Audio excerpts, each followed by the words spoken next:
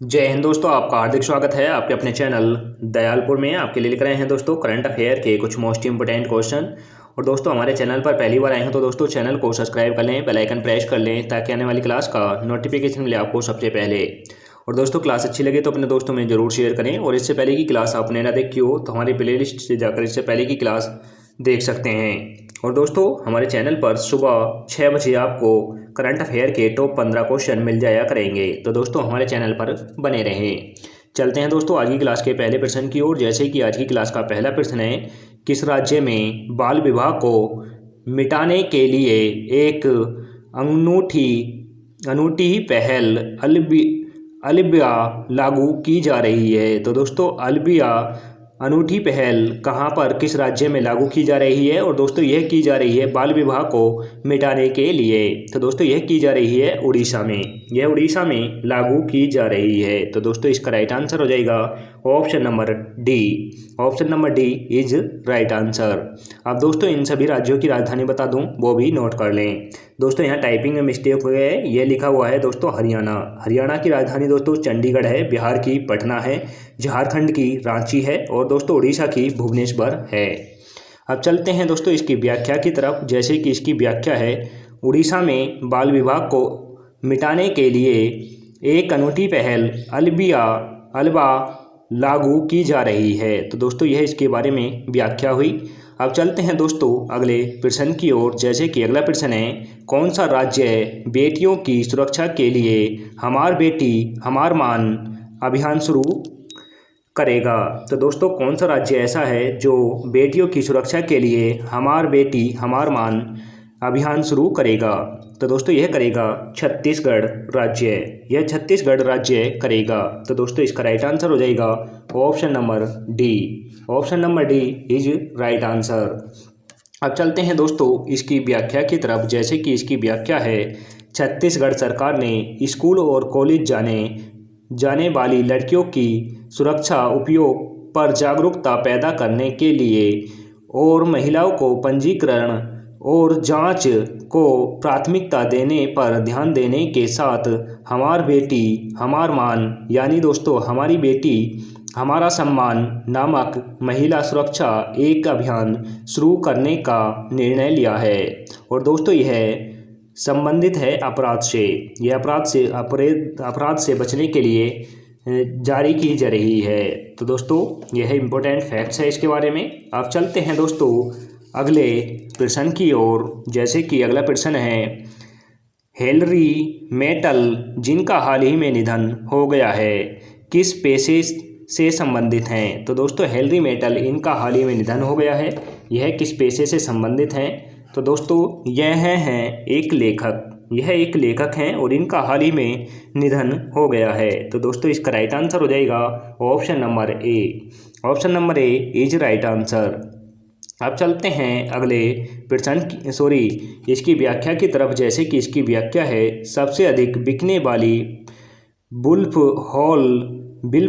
Hall trilogy की British लेखिका और 2 बार प्रतिष्ठित बुकर पुरस्कार जीतने वाली पहली महिला हिलरी मेटल का निधन 70 वर्ष की उम्र में हो गया है। तो दोस्तों यह इसके बारे में इम्पोर्टेंट फैक्ट हुआ। अब चलते हैं अगले प्रश्न की ओर। जैसे कि अगला प्रश्न है दोस्तों, हाल ही में श्रीमंत शंकरदेव कला क्षेत्र है जहां बीपी जगदीप धनखड़ ने लोक मंथन कार्यक्रम के तीसरे संस्करण को शुभारंभ किया है। तो दोस्तों यह श्रीमंत शंकरदेव कला क्षेत्र किस राज्य का स्थान है? तो दोस्तों यह है उड़ीसा का। और दोस्तों यहाँ पर जगदीप धनखड़ जी ने लोक मंथन कार्यक्रम का तीसरा संस्करण शुरू किया है। तो दोस्तों इसका राइट आंसर है option number A. Option number A is right answer. अब दोस्तों इन सभी राज्यों की राजधानी बता दूं, वो भी नोट कर लें। उड़ीसा की भुवनेश्वर है, बिहार की पटना है, असम की दिसपुर है, केरल की त्रिवेंद्रपुरम है। अब चलते हैं दोस्तों इसकी व्याख्या की तरफ। जैसे कि इसकी व्याख्या है, उपराष्ट्रपति जगदीप धनखड़ ने गुवाहाटी के श्रीमंत शंकरदेव कलाक्षेत्र में लोक मंथन कार्यक्रम के तीसरे संस्करण का उद्घाटन क्या है। और दोस्तों यह इम्पोर्टेंट जानकारी हुई। और दोस्तों एक इम्पोर्टेंट जानकारी और इसमें बता दें, जैसे कि हमारे देश के उपराष्ट्रपति वर्तमान में कौन हैं। तो दोस्तों उपराष्ट्रपति हैं हमारे देश के जगदीप धनखड़। जगदीप धनखड़ वर्तमान में हमारे देश के उपराष्ट्रपति हैं। और दोस्तों यह पहले हरियाणा के राज्यपाल हुआ करते थे। तो दोस्तों यह इसके बारे में भी इम्पोर्टेंट जानकारी हुई। अब चलते हैं अगले प्रश्न की ओर, जैसे कि अगला प्रश्न है, भारतीय चिकित्सा अनुसंधान परिषद के महानिदेशक के रूप में किसे नियुक्त किया गया है। तो दोस्तों यह किया गया है राजीव बहली को। राजीव बहली को किया गया है। तो दोस्तों इसका राइट आंसर हो जाएगा option number D. Option number D is right answer. अब चलते हैं इसकी व्याख्या की तरफ, जैसे कि इसकी व्याख्या है दोस्तों, केंद्र सरकार ने शुक्रवार को WHO के वर्तमान में तैनात राजीव बहल को भारतीय आयुर्विज्ञान अनुसंधान परिषद का महानिदेशक नियुक्त किया है। तो दोस्तों यह हुई इम्पोर्टेंट जानकारी। यानी दोस्तों राजीव बहल पहले WHO के दोस्तों तैनात WHO में तैनात थे। अब चलते हैं दोस्तों अगले प्रश्न की तरफ, जैसे कि अगला प्रश्न है, भारतीय नदी दिवस हर साल किस महीने के चौथे रविवार को मनाया जाता है। तो दोस्तों विश्व नदी दिवस हर साल चौथे रविवार को मनाया जाता है। यह कौन से महीने के मनाया जाता है। तो दोस्तों यह मनाया जाता है सितंबर माह के चौथे रविवार को। तो दोस्तों इसका राइट आंसर हो जाएगा option number B. Option number B is right answer. और दोस्तों यह जरूर ध्यान रखें, यह सितंबर के चौथे रविवार को विश्व नदी दिवस के रूप में मनाया जाता है। तो दोस्तों यह इम्पोर्टेंट फैक्ट, इसकी इम्पोर्टेंट फैक्ट की तरफ चलते हैं। तो दोस्तों इसका इम्पोर्टेंट फैक्ट है, विश्व नदी दिवस 2005 से हर साल सितंबर के चौथे रविवार को मनाया जाता है। तो दोस्तों अगर आपसे पूछने लगे विश्व नदी दिवस कब से मनाया जाता है, तो दोस्तों यह मनाया जाता है 2005 से। और दोस्तों यह मनाया जाता है सितंबर माह के चौथे रविवार को। सितंबर माह के चौथे रविवार को मनाया जाता है। यह भी दोस्तों इम्पोर्टेंट फैक्ट हैं, इन्हें भी आप नोट कर लें। अब चलते हैं अगले प्रश्न की ओर, जैसे कि अगला प्रश्न है, एनपीसीआई के MD और CEO के रूप में किसे नियुक्त किया गया है। तो दोस्तों एनपीसीआई के MD और CEO के रूप में किसे नियुक्त किया गया है। दोस्तों यह किया गया है दिलीप आसेव को किया गया है। तो दोस्तों इसका राइट आंसर हो जाएगा ऑप्शन नंबर बी। अब चलते हैं दोस्तों इसके इम्पोर्टेंट फैक्ट की तरफ, जैसे कि इम्पोर्टेंट फैक्ट है, एनपीसीआई के शेयर धारकों ने 22 सितंबर को आयोजित अपनी वार्षिक आम बैठक में एनपीसीआई के MD और CEO के रूप में दिलीप असबे की पुनर्नियुक्ति को मंजूरी दी है। तो दोस्तों दिलीप असबे ये पहले भी इसके MD और CEO थे और फिर दोबारा से ही ये पुनः नियुक्त कर लिए गए हैं। तो दोस्तों अब चलते हैं इसी के साथ अगले प्रश्न की ओर, जैसे कि अगला प्रश्न है, अंत्योदय दिवस हर साल किस तारीख को मनाया जाता है। तो दोस्तों अंत्योदय दिवस हर साल 25 सितंबर को मनाया जाता है। तो दोस्तों इसका राइट आंसर हो जाएगा option number A. Option number A is right answer.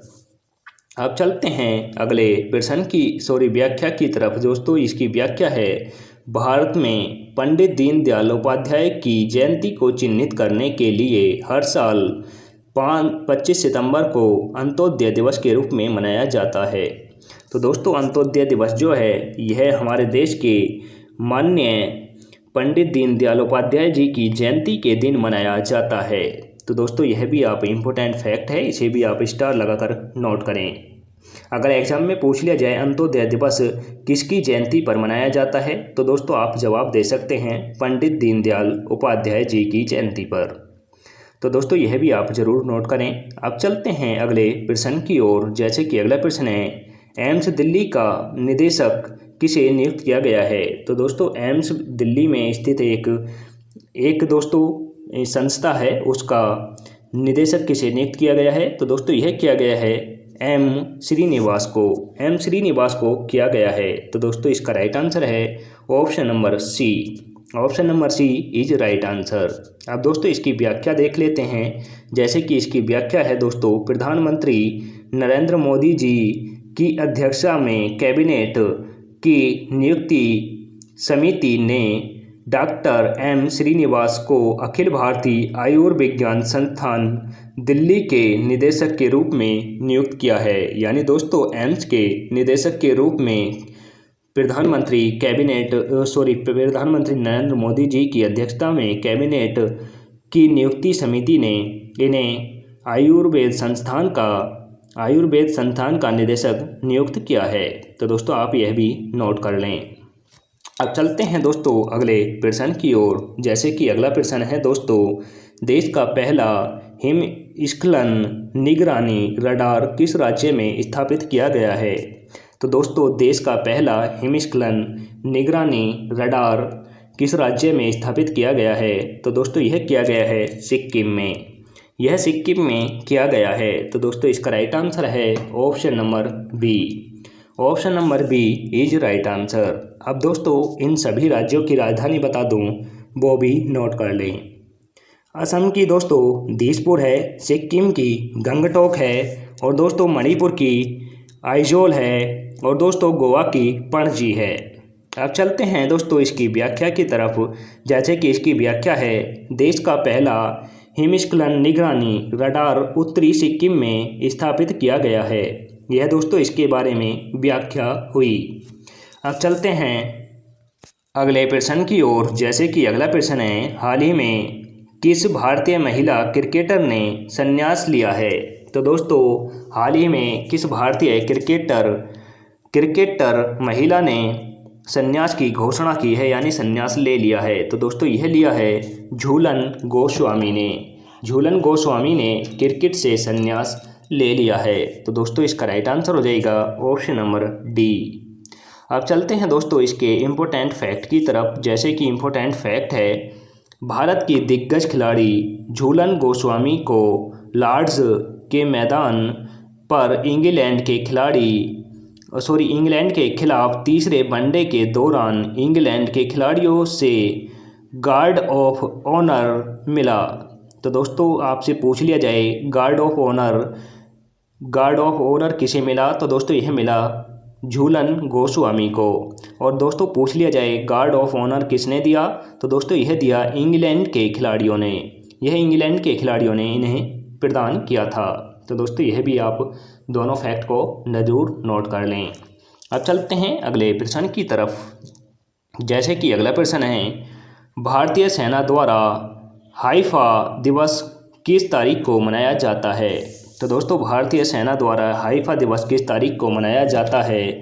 तो दोस्तों यह मनाया जाता है 23 सितंबर को। यह 23 सितंबर को मनाया जाता है। तो दोस्तों इसका राइट आंसर हो जाएगा ऑप्शन नंबर ए। आप दोस्तों इसे ज़रूर नोट कर लें। यह भारतीय सेना द्वारा हाइफा दिवस के रूप में मनाया जाता है 23 सितंबर को। अब चलते हैं दोस्तों इसके इम्पोर्टेंट फैक्ट की तरफ। जैसे कि इसका इम्पोर्टेंट फैक्ट है, भारतीय कैवेलरी रेजिमेंट मैसूर और जोधपुर लॉरेंस को सम्मान देने के लिए भारतीय सेना द्वारा हर साल 23 सितंबर को हाइफा दिवस के रूप में मनाया जाता है, जिसने 15वीं इंपीरियल सर्विस कैवेलरी ब्रिगेड द्वारा घुड़सवार सेना की कार्रवाई के बाद इजराइल में हाइफा को मुक्त कराने में मदद की। तो दोस्तों यह इसके बारे में इम्पोर्टेंट फैक्ट हुआ। अब चलते हैं दोस्तों अगले प्रश्न की ओर। जैसे कि अगला प्रश्न है, रुपया व्यापार के लिए आरबीआई की मंजूरी पाने वाला पहला भारतीय बैंक कौन सा बन गया है?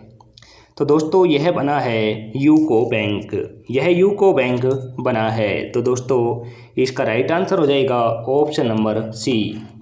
Option number C is right answer. अब चलते हैं दोस्तों इसके इम्पोर्टेंट फैक्ट की तरफ। जैसे कि इसका इम्पोर्टेंट फैक्ट है दोस्तों, यूको बैंक रुपया व्यापार के लिए आरबीआई की मंजूरी पाने वाला पहला भारतीय बैंक बना है? तो दोस्तों यह इसके बारे में इम्पोर्टेंट फैक्ट हुआ। अब चलते हैं दोस्तों अगले प्रश्न की ओर। जैसे कि अगला प्रश्न है, विश्व फार्मालिस्ट दिवस किस तारीख को मनाया जाता है? तो दोस्तों विश्व फार्मालिस्ट दिवस किस तारीख को मनाया जाता है? तो दोस्तों यह मनाया जाता है सितंबर 25 को, यानी 25 सितंबर को मनाया जाता है। तो दोस्तों यह भी इम्पोर्टेंट क्वेश्चन है, इसे आप ज़रूर स्टार लगाकर नोट करें। तो दोस्तों इसका राइट आंसर हो जाएगा option number C. Option number C is right answer. अब चलते हैं दोस्तों अगले प्रश्न की ओर। इसके इम्पोर्टेंट फैक्ट रह गया दोस्तों, इसको आपको बता देते हैं। जैसे कि ये फैक्ट है, विश्व फार्मालिस्ट दिवस 25 सितंबर को मनाया जाता है। तो दोस्तों इसके बारे में इम्पोर्टेंट यही फैक्ट है। अब चलते हैं दोस्तों अगले प्रश्न की तरफ। जैसे कि अगला प्रश्न है, इजरायली दूतावास ने किस शहर में मासिक धर्म स्वास्थ्य के लिए सारस प्रोजेक्ट लॉन्च किया है? तो दोस्तों सारस प्रोजेक्ट किस मासिक धर्म के स्वास्थ्य के लिए लॉन्च किया गया है? और दोस्तों इजराइल दूतावास ने किया है। और दोस्तों यह क्या है, गाजियाबाद शहर में किया गया है। तो दोस्तों इसका right answer option number C हो जाएगा। और दोस्तों गाजियाबाद शहर यूपी का शहर है, यह यूपी का शहर है। और दोस्तों यह दिल्ली और यूपी के बॉर्डर पर स्थित है, यह भी याद रखें। अब चलते हैं दोस्तों इसके इम्पोर्टेंट फैक्ट की तरफ। जैसे कि इसका इम्पोर्टेंट फैक्ट है, इजरायली दूतावास ने गाजियाबाद में मासिक धर्म के स्वास्थ्य के लिए प्रोजेक्ट सारस लॉन्च किया है। तो दोस्तों यह भी ध्यान रखें, प्रोजेक्ट सारस है इसका नाम। तो दोस्तों यह इम्पोर्टेंट फैक्ट भी है, इसे भी आप नोट कर लें। और दोस्तों इसी के साथ आज की क्लास समाप्त होती है। आपको क्लास कैसी लगी कमेंट करके ज़रूर बताएं। और दोस्तों क्लास अच्छी लगी हो तो अपने दोस्तों में ज़रूर शेयर करें। चैनल पर पहली बार आए हों तो दोस्तों चैनल को सब्सक्राइब कर लें, बेल आइकन प्रेस कर लें, ताकि आने वाली क्लास का नोटिफिकेशन मिले आपको सबसे पहले। और दोस्तों हमारे टेलीग्राम चैनल का लिंक आपको डिस्क्रिप्शन में मिल जाएगा, वहाँ से जाकर आप हमारे करंट अफेयर की PDF डाउनलोड कर सकते हैं। मिलते हैं दोस्तों नेक्स्ट क्लास के साथ। जय हिंद, वंदे मातरम।